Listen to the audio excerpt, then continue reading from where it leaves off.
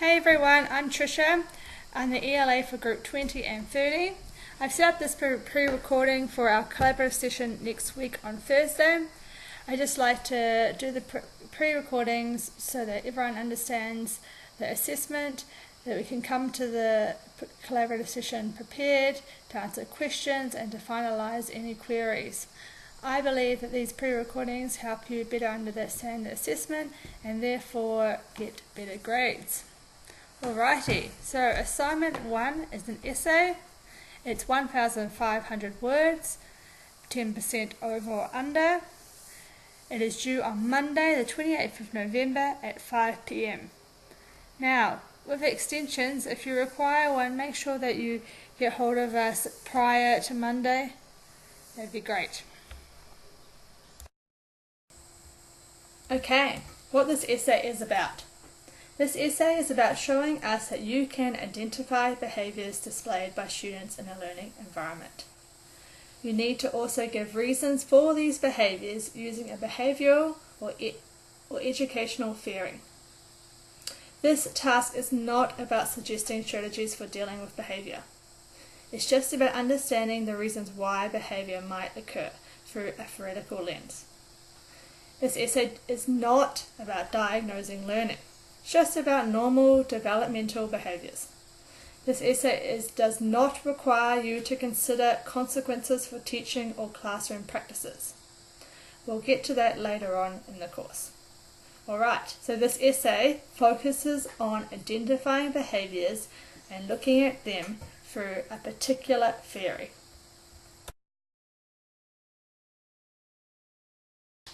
For the assignment requirements, you need to choose one of the following quotes. Just pick the quote that you feel most comfortable with so that you can describe it and follow it through for your assessment. In response to your quote, you need to reflect on what behaviour is. Then discuss different behaviours displayed by students, and then formulate reasons using a learning behavioural theory. And if possible, use examples. You always get better marks by using examples. This assignment requires you to define behaviour based on the theory you have chosen. So you can choose any one of these. Just avoid the generic dictionary definition and don't use Wikipedia.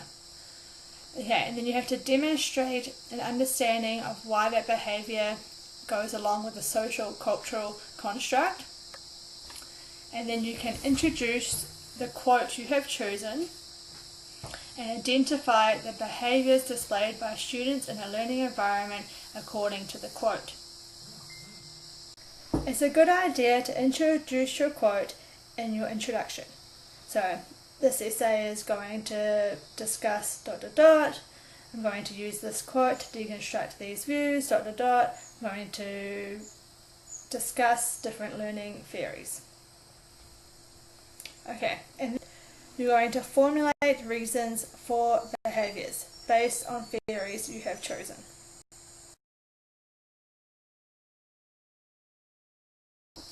Okay, so let's get to the nitty-gritty. The format. So you can follow this as a guide. So introduction is about 100, 200 words. You introduce your essay topic, you provide a background of information, you state what you tend to cover in your essay. You could include your quote here. Okay, and then the main body, this is the most important part, is obviously you're going to define behaviour based on a theory. You're going to do your own research. You're going to demonstrate an understanding that that behaviour is a social cultural construct. You're going to talk about your quote you have chosen and identify the behaviours displayed by students in a learning environment.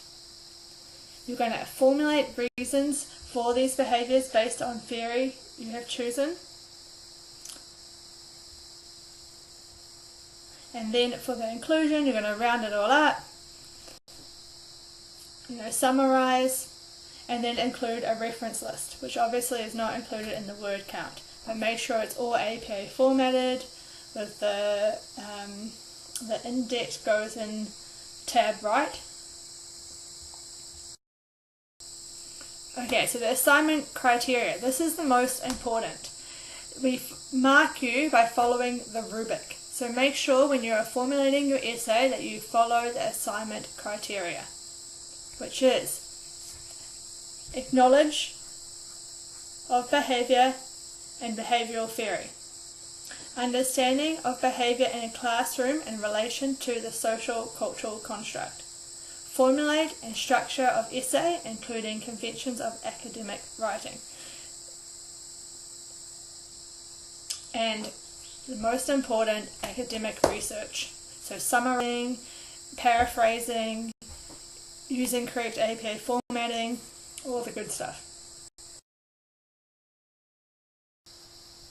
So for the assignment criteria, have a look. There's pass, credit, distinction and high distinction. So you always want to aim for high distinction because you're doing your best. But to be awarded high distinction, you must meet all requirements of the distinction standard. So this includes your essay to be a persuasive argument, that it demonstrates creativity and critical thought, that you have used relevant research, and that you have done to the best of your academic skills, so including all the right formatting. Now, if you need support, Swinburne offers a lot of support. So these are just a few tips here to guide you, or you can always ask your ELA, or sometimes in the discussion boards with other people have asked questions, so you can look through and find your answers. This little table here is just to get you an idea of what to, or how to deconstruct your quote.